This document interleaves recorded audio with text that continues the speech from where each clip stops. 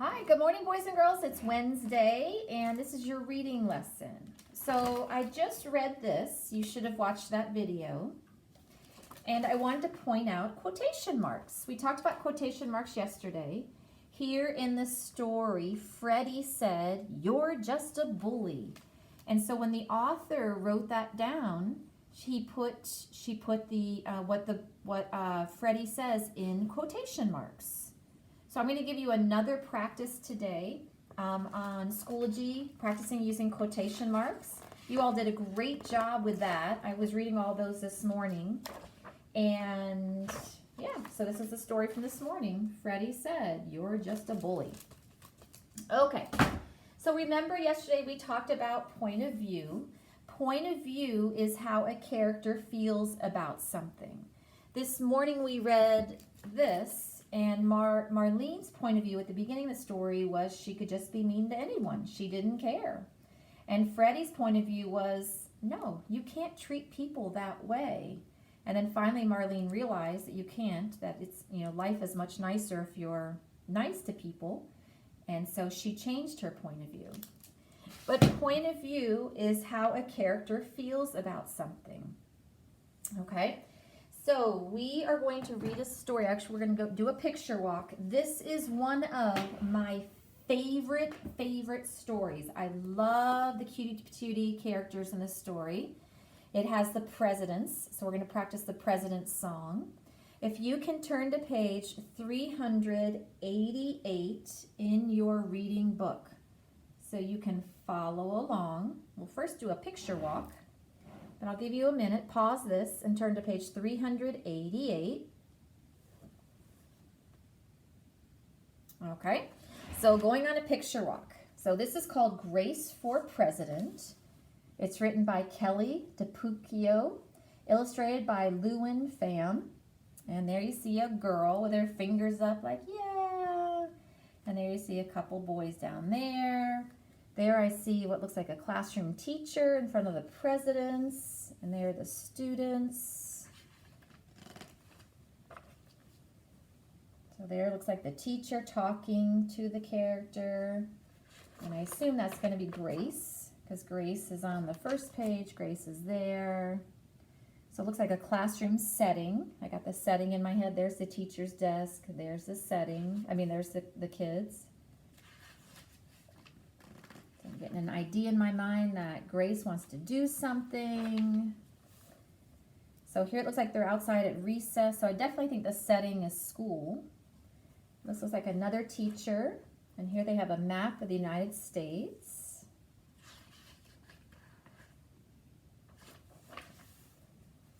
And on this side, looks like there's, signs. Grace Campbell for president. Thomas Cobb is the best man for the job. So it looks like they're going to have an election in the school.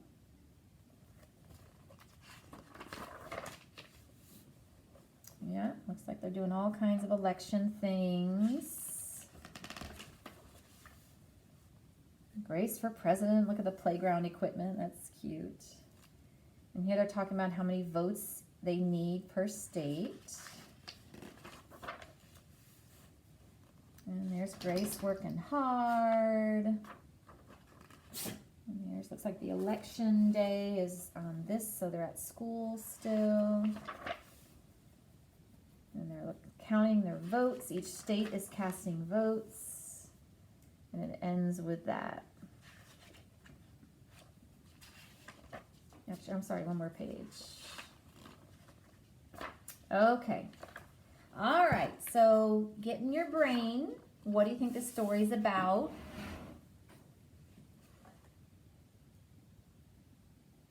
Yeah, I do too. I think a little girl at a school. I love the setting. I love the settings at a school because that's where I want to be. That's where I love to be.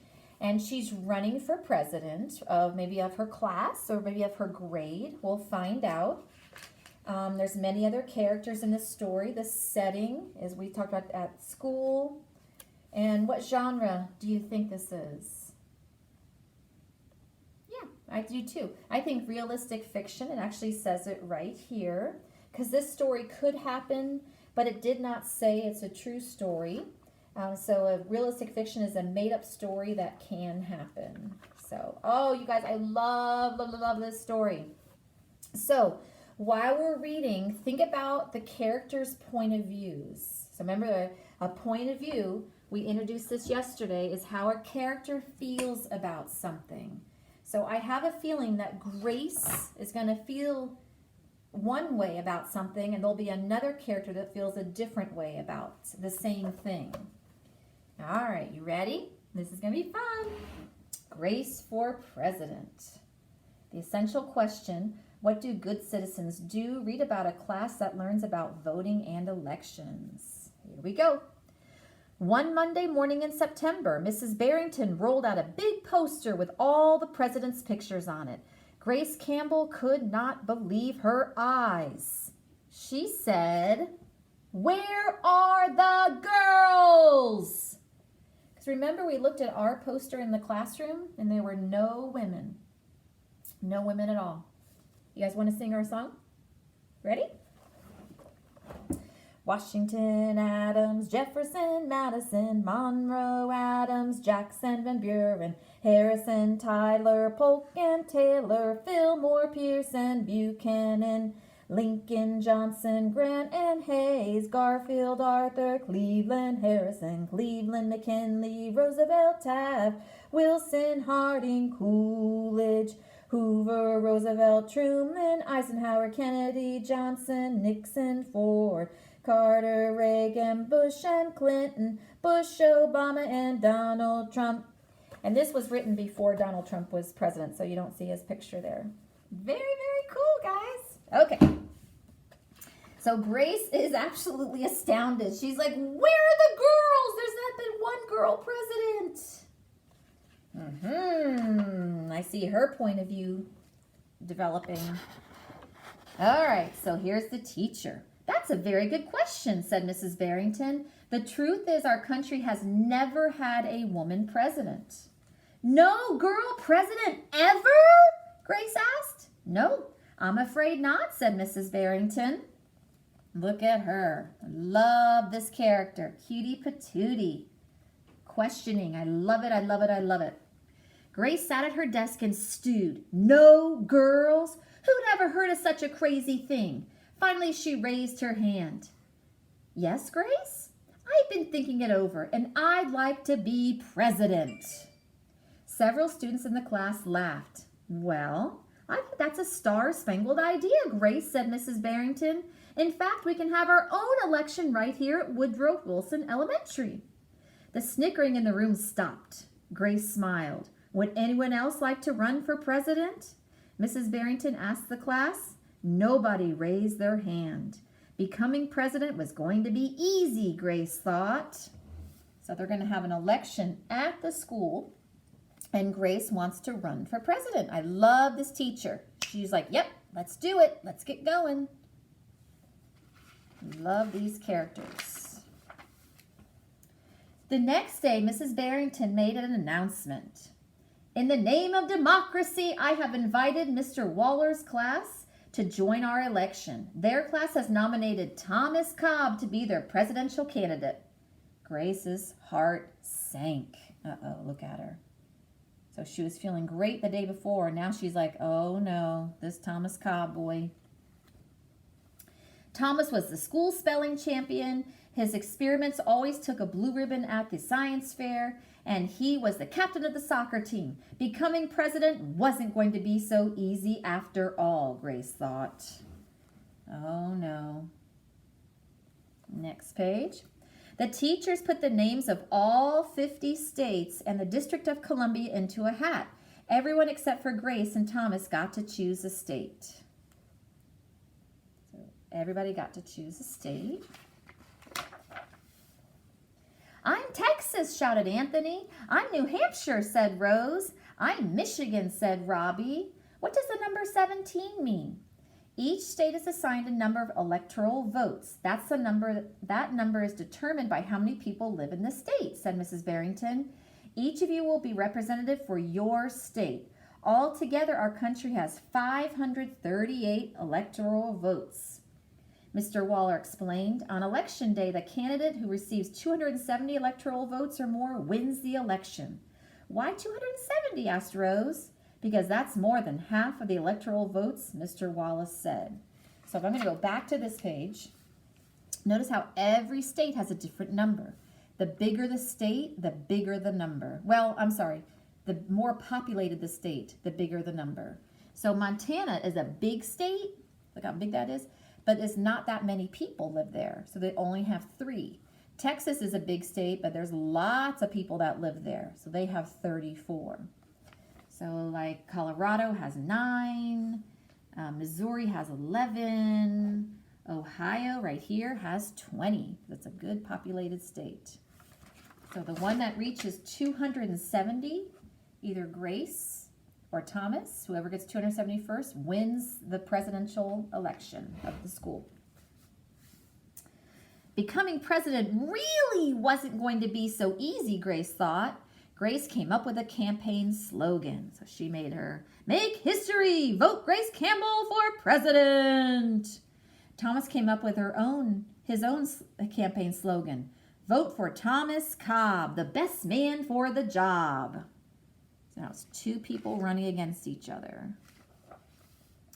Grace listened to what issues were important to the students, and she made a list of campaign promises. A peaceful school, no bullies. A cleaner school, no littering. Better hot lunches, no more fish stick tacos. Thomas made up his own list of promises. Free tutoring, free soccer lessons, fish stick tacos every week. So they're both campaigning.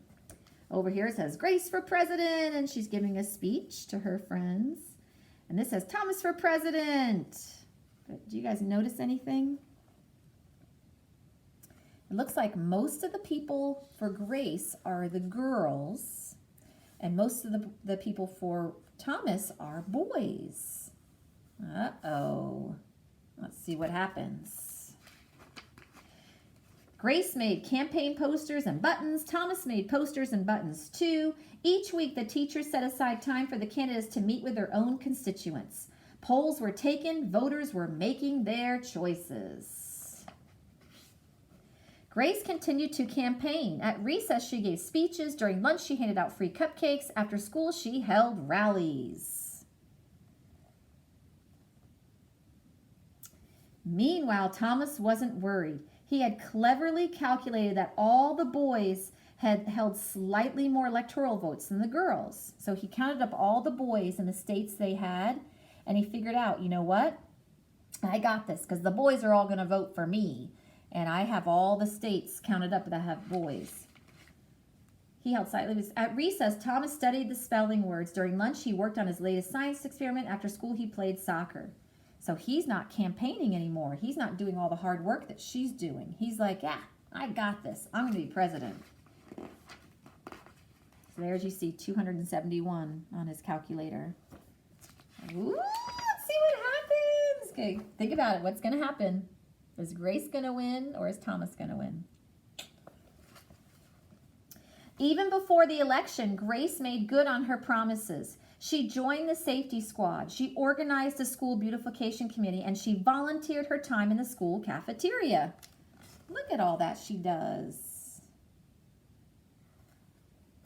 In early November, Woodrow Wilson Elementary hosted a special Election Day assembly. Grace and Thomas took their places on stage, and the school band began to play. So here you see, there's the teachers. So Thomas, and there's Grace. Henry was the first representative to approach the microphone. The Yellowhammer State of Alabama casts 9 electoral votes for Thomas Cobb.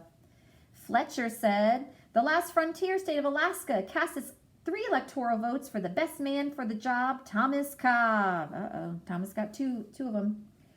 And Hannah called out, the Grand Canyon State of Arizona casts 10 electoral votes for Grace Campbell. And so it went. State after state after state cast their electoral votes. The scoreboard in the gymnasium kept track of the totals. The voting demonstration was quickly coming to an end, and Clara approached the podium. The Badger State of Wisconsin casts 10 votes for my best friend, Grace Campbell. Grace looked at the scoreboard. Thomas had 268 electoral votes. She had 267 electoral votes. And there was only one state left, Wyoming. Uh-oh. So whoever gets Wyoming wins. Who's going to win? So there's 268, 267, the scoreboard.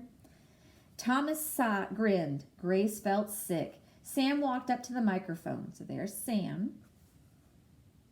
He looked at Thomas. He looked at Grace. He looked down at Grace's handmade flag. She didn't say a word.